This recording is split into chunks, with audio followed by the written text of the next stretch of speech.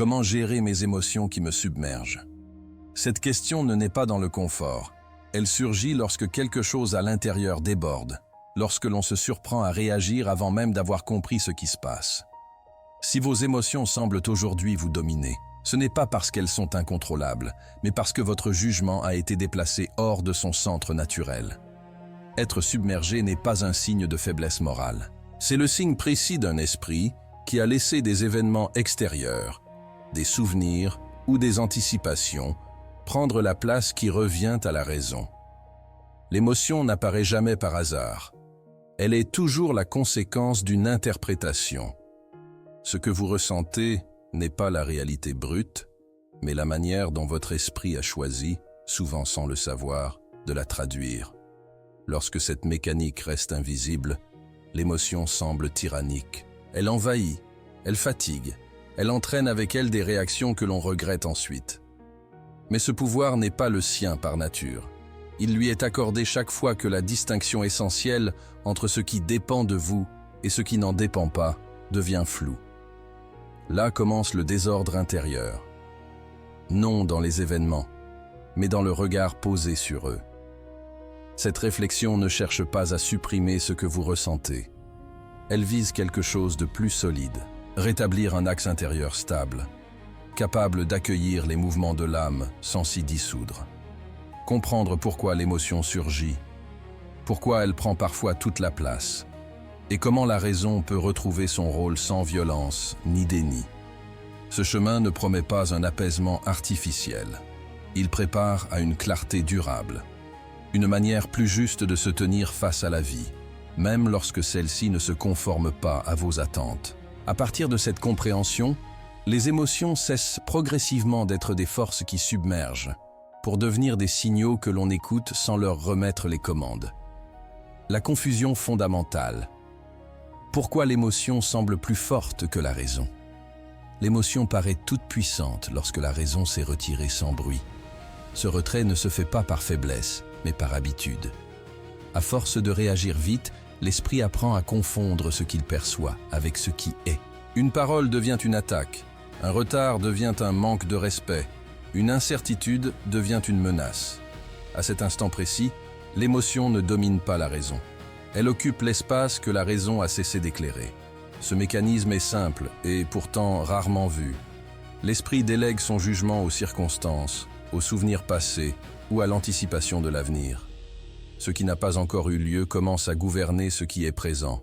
Ce qui n'est plus réel continue d'imposer sa charge. La raison n'est pas absente par incapacité, mais parce qu'elle n'a pas été appelée à faire son travail. Et sans ce travail, l'émotion devient directive.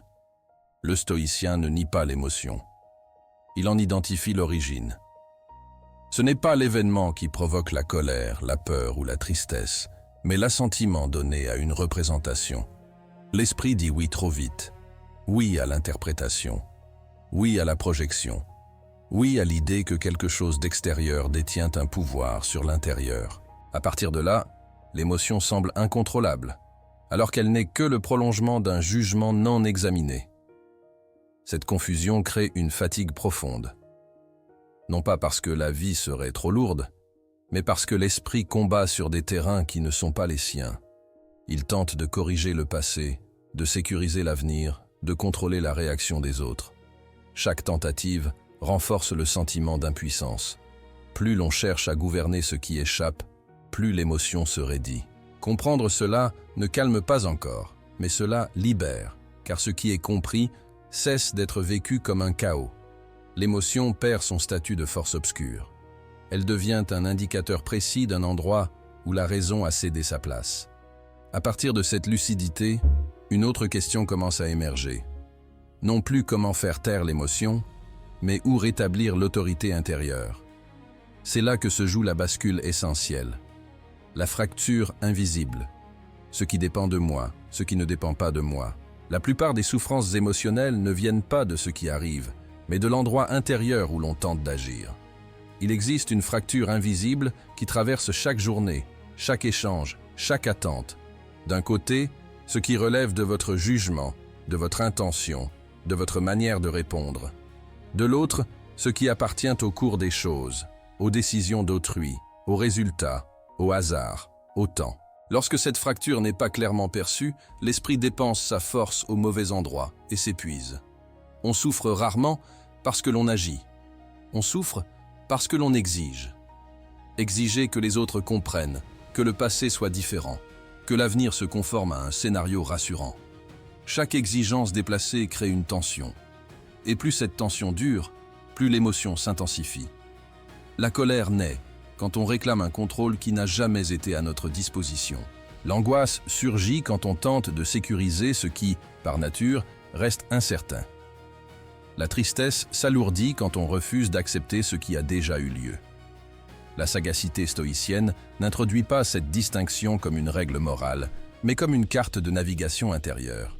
Elle apprend à reconnaître, dans l'instant, où se situe votre véritable zone d'action. Votre pouvoir commence et s'achève dans votre faculté de juger. Tout ce qui dépasse ce seuil ne peut être gouverné sans coût émotionnel. Plus vous insistez pour diriger l'extérieur, plus l'intérieur se désorganise. Cette fracture traverse les situations les plus ordinaires. Une conversation qui ne prend pas la tournure espérée. Un effort qui ne reçoit pas la reconnaissance attendue. Un silence qui est interprété comme un rejet. À chaque fois, l'émotion s'emballe non parce que la situation est grave, mais parce que l'esprit a confondu responsabilité et domination. Il a cru devoir contrôler ce qu'il devait seulement traverser avec rectitude. Lorsque cette distinction devient claire, quelque chose change sans bruit. L'énergie cesse d'être gaspillée en résistance inutile. La dignité intérieure se rétablit, non pas en devenant indifférent, mais en cessant de remettre sa stabilité à des facteurs instables. L'esprit retrouve une position plus droite. Il agit là où il peut agir. Il accepte là où il ne peut que consentir. Ce basculement ne supprime pas les difficultés. Il les rend habitables. L'émotion perd de son caractère envahissant, car elle n'est plus nourrie par une lutte impossible à gagner. À mesure que cette fracture devient visible, une nouvelle forme de calme commence à apparaître. Un calme qui ne dépend pas de l'issue des événements, mais de la justesse de votre position intérieure face à eux. Accueillir le destin sans résignation. Le sens réel de l'acceptation. L'acceptation est souvent mal comprise parce qu'on la confond avec l'abandon. Or, pour l'esprit stoïcien, accepter n'a rien de passif. C'est un acte de précision intérieure. C'est refuser d'ajouter de la résistance mentale à ce qui est déjà en train de se produire. Le destin n'est pas ce que vous approuvez, c'est ce que vous rencontrez. Et la manière dont vous le rencontrez détermine la qualité de votre paix intérieure.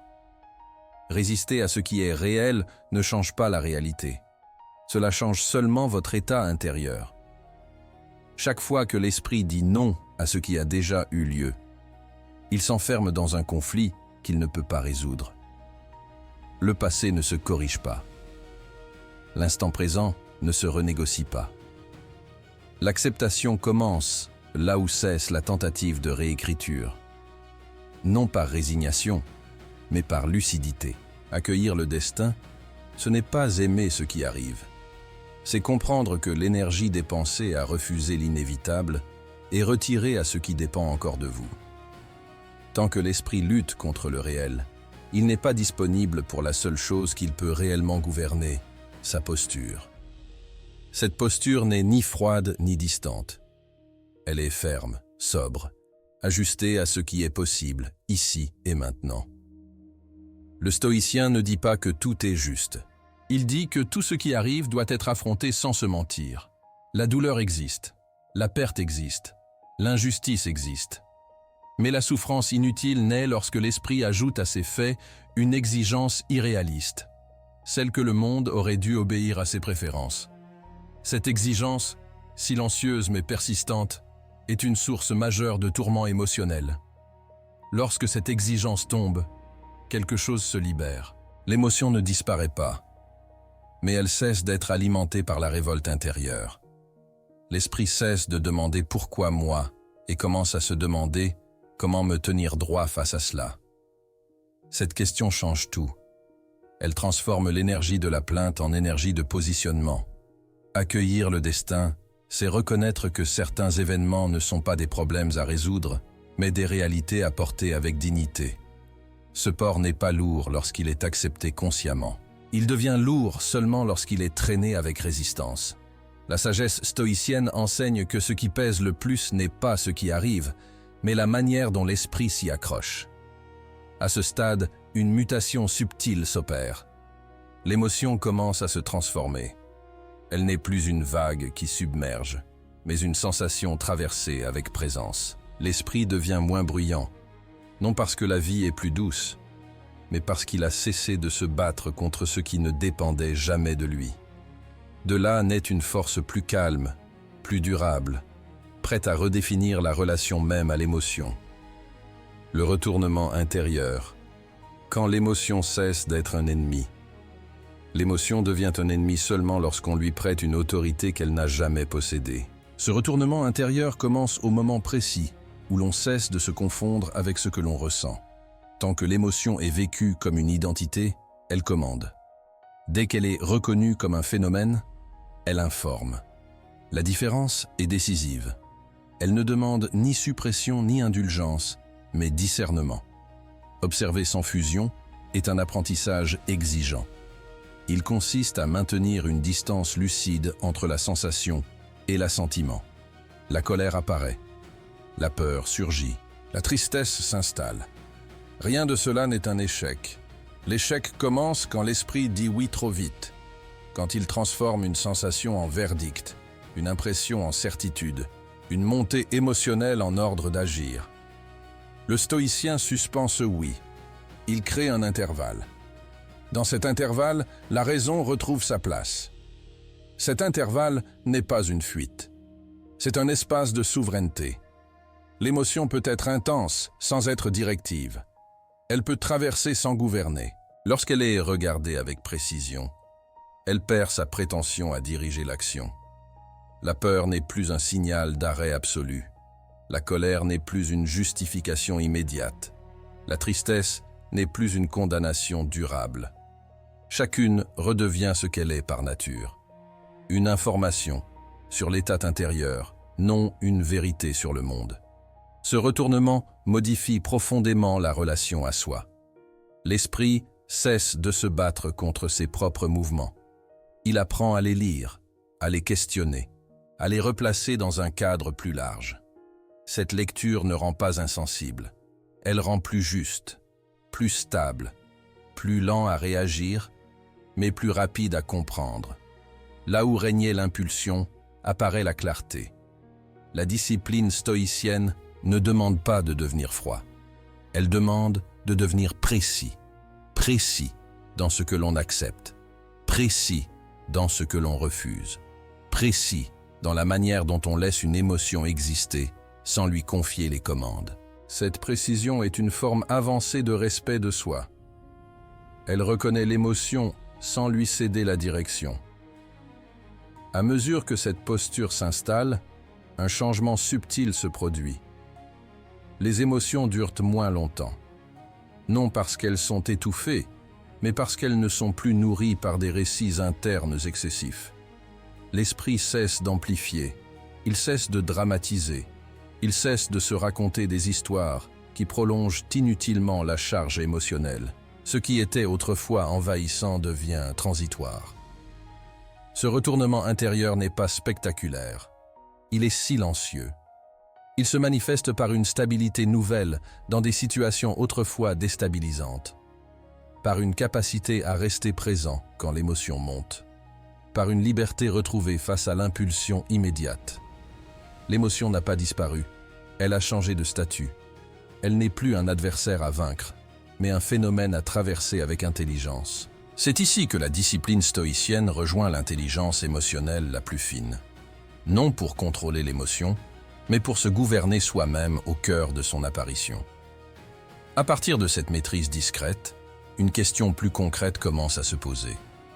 Comment cette posture intérieure se traduit-elle dans la vie quotidienne, au contact des événements, des autres, de l'imprévu? C'est là que la philosophie devient pratique. La posture quotidienne. Gouverner ses réponses, pas les événements. La véritable épreuve de la sagesse ne se joue pas dans le silence de la réflexion, mais dans le mouvement de la vie ordinaire. C'est au contact des retards, des paroles maladroites, des critiques injustes, des attentes déçues, que l'axe intérieur est mis à l'épreuve. Là où l'on croit perdre le contrôle, une liberté discrète reste pourtant intacte. Elle ne se situe jamais dans l'événement, mais toujours dans la réponse que l'on choisit d'y donner. Chercher à gouverner les événements est une tâche sans fin et sans issue. Chaque tentative crée une nouvelle dépendance. Plus l'esprit exige que le monde se conforme à ses préférences, plus il devient vulnérable à la frustration. Le stoïcien ne s'illusionne pas sur ce point. Il sait que la vie n'est ni juste ni injuste par nature. Elle est simplement ce qu'elle est. La seule chose qui peut être rendue juste, c'est la manière de s'y tenir. Gouverner ses réponses demande une vigilance calme. Il ne s'agit pas de préparer des réactions idéales, mais d'empêcher les réactions automatiques de s'imposer comme des évidences.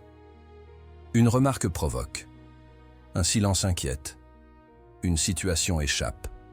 L'émotion surgit. À cet instant précis, tout se joue. Non dans ce qui est ressenti, mais dans ce que l'on décide d'en faire. La réponse peut être immédiate et irréfléchie, ou mesurée et alignée. Cette différence, minime en apparence, façonne la qualité d'une vie entière.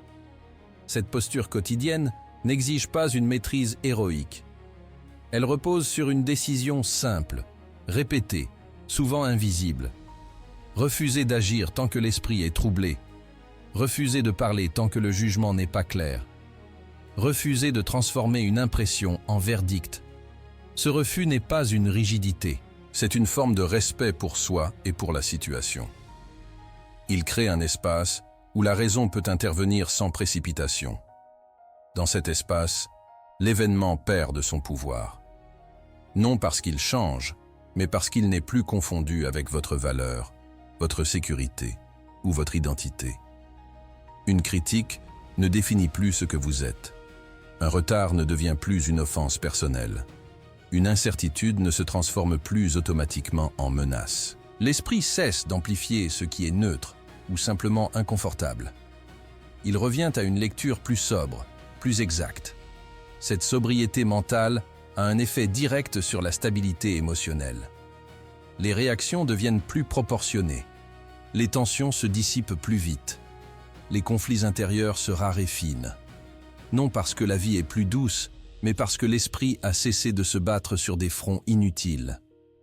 Il conserve son énergie pour ce qui dépend réellement de lui. La clarté du jugement, la cohérence de l'action, la droiture de l'intention. Gouverner ses réponses, c'est accepter que certaines journées seront difficiles sans en faire un drame intérieur. C'est traverser une contrariété sans la ruminer. C'est reconnaître une émotion sans la nourrir. Cette posture n'est pas spectaculaire. Elle ne se remarque pas toujours de l'extérieur. Mais elle transforme profondément l'expérience vécue. Elle installe une continuité intérieure, une forme de solidité tranquille, même lorsque l'environnement reste instable. À force d'être pratiquée, cette manière de répondre devient naturelle. Elle ne demande plus d'efforts conscients. Elle s'installe comme une seconde nature. L'esprit cesse de s'agiter inutilement. Il devient plus disponible, plus présent, plus stable. À ce stade, quelque chose d'essentiel apparaît. Un calme qui ne dépend plus des circonstances, mais de l'entraînement du jugement. Une stabilité qui ne supprime pas l'émotion, mais qui empêche le conflit intérieur de s'installer durablement. C'est cette stabilité que l'on commence alors à reconnaître comme une force.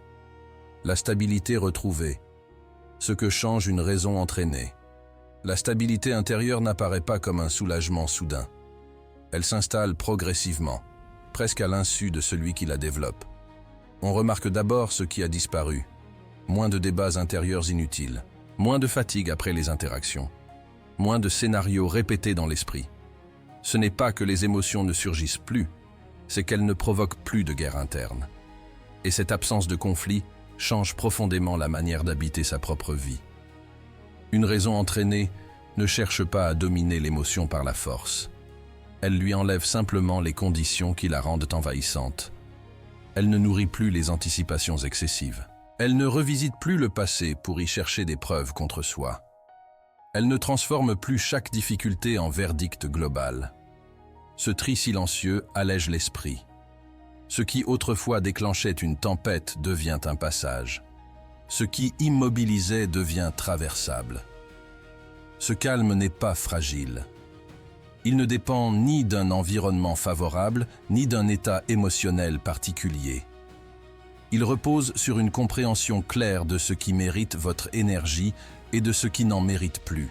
La raison entraînée sait reconnaître une pensée inutile avant qu'elle ne prenne de l'ampleur. Elle sait interrompre un enchaînement intérieur sans brutalité. Elle n'argumente pas contre l'émotion. Elle cesse simplement de lui fournir un terrain fertile. Ce changement a des effets concrets. Les décisions deviennent plus simples, non parce que les options sont moins complexes, mais parce que l'esprit n'est plus parasité par la peur de mal faire ou le besoin d'approbation. Les relations se clarifient, car l'on cesse d'attendre des autres ce qu'ils ne peuvent garantir. Les moments difficiles restent difficiles, mais ils cessent de s'étendre bien au-delà de leur durée réelle. L'esprit apprend à rester là où le corps se trouve, sans s'éparpiller dans des scénarios hypothétiques. La stabilité retrouvée n'est pas une absence de sensibilité, elle est une sensibilité mieux ordonnée. L'émotion est ressentie, puis elle passe. Elle n'est plus conservée comme une preuve, ni utilisée comme une justification. Cette fluidité émotionnelle est le signe d'une intelligence intérieure en mouvement. Elle permet de répondre avec plus de justesse, de parler avec plus de mesure, d'agir sans être tiré dans toutes les directions. Avec le temps, cette stabilité devient reconnaissable, non par une sérénité affichée, mais par une constance discrète, une capacité à rester cohérent quand les circonstances varient, à ne pas se perdre quand les repères extérieurs se déplacent, à maintenir une direction intérieure même lorsque le chemin devient incertain. Cette constance n'est pas rigide, elle est souple, mais ferme dans ses principes. Ce que change une raison entraînée, c'est le rapport même à la vie. On cesse de la subir émotionnellement. On cesse de la commenter intérieurement à chaque instant. On commence à la rencontrer telle qu'elle est, sans surcharge mentale inutile. Ce changement n'est pas spectaculaire, mais il est décisif. Il ne promet pas une existence sans trouble. Il rend possible une existence sans confusion durable. À ce point du chemin, une évidence s'impose sans avoir besoin d'être formulée. La paix intérieure n'est pas quelque chose que l'on reçoit. C'est quelque chose que l'on cesse d'empêcher. Et ce qui l'empêchait jusque-là, ce n'était pas la vie, mais l'indiscipline du jugement. Lorsque cette discipline est retrouvée, l'esprit devient un lieu habitable, même lorsque le monde extérieur reste imprévisible. C'est à partir de cette compréhension que peut se poser la dernière étape, non comme une conclusion imposée, mais comme une invitation silencieuse à la responsabilité intérieure. Clôture. Une invitation silencieuse à la responsabilité intérieure. Il arrive un moment où l'on comprend que rien d'extérieur n'a jamais été l'obstacle principal. Ni les circonstances, ni les autres, ni même les événements imprévus. Ce qui pesait le plus était plus discret, une manière habituelle de juger, de résister, de commenter intérieurement tout ce qui survenait. Lorsque cette mécanique devient visible, la plainte perd sa force. Non parce que la vie devient simple, mais parce que l'esprit cesse de se raconter qu'elle devrait l'être. La responsabilité intérieure n'est pas un fardeau supplémentaire, c'est une libération. Elle ne consiste pas à se blâmer pour ce que l'on ressent, mais à reconnaître que le sens donné aux choses façonne l'expérience vécue. Tant que l'on attend que le monde change pour se stabiliser, la paix reste conditionnelle. Dès que l'on accepte que le travail se situe dans le jugement, une autre forme de liberté apparaît. Plus sobre, plus exigeante, mais réelle. Cette responsabilité ne demande pas de se transformer en modèle de sagesse. Elle demande seulement d'arrêter de se mentir, d'arrêter de croire que l'agitation intérieure est causée uniquement par l'extérieur, d'arrêter de remettre son équilibre à ce qui ne peut être garanti. Ce renoncement n'est pas une perte, c'est un recentrage. Il restitue à l'esprit son domaine propre, là où son action est possible et décisive. À partir de là, la vie continue à présenter des défis. Les émotions continuent à surgir. Les incertitudes continuent à exister. Rien de tout cela ne disparaît. Ce qui disparaît, c'est la confusion durable, ce sentiment d'être emporté sans comprendre pourquoi, ce bruit intérieur constant qui transforme chaque difficulté en crise. La clarté ne supprime pas la difficulté, elle empêche qu'elle devienne envahissante. La sagesse stoïcienne n'offre pas de refuge émotionnel, elle offre une position, une manière de se tenir droit face à ce qui arrive, sans arrogance et sans plainte. Elle enseigne que la maîtrise commence là où l'on cesse d'accuser, là où l'on cesse d'exiger que la réalité se conforme à nos préférences, là où l'on choisit de répondre avec raison plutôt que de réagir par habitude. Ce choix n'est jamais définitif. Il se renouvelle chaque jour, parfois plusieurs fois par jour, mais chaque fois qu'il est fait, quelque chose se consolide. Une confiance calme, une stabilité intérieure, une capacité à traverser sans se perdre. Ce n'est pas une transformation spectaculaire, c'est une fidélité silencieuse à ce qui dépend réellement de vous. Si une chose doit rester de cette réflexion, ce n'est pas une technique, ni une phrase à retenir.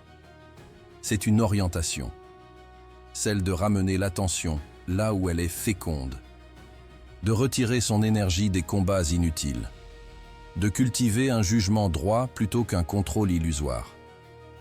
À partir de cette orientation, les émotions ne sont plus des forces qui submergent, mais des mouvements qui passent. La vie n'a pas besoin d'être maîtrisée pour être vécue avec dignité. Elle demande seulement un esprit qui ne se trahit plus lui-même. Lorsque cette exigence est tenue, même imparfaitement, quelque chose change durablement. Non dans le monde, mais dans la manière de l'habiter. Et cette manière-là, personne ne peut vous l'enlever.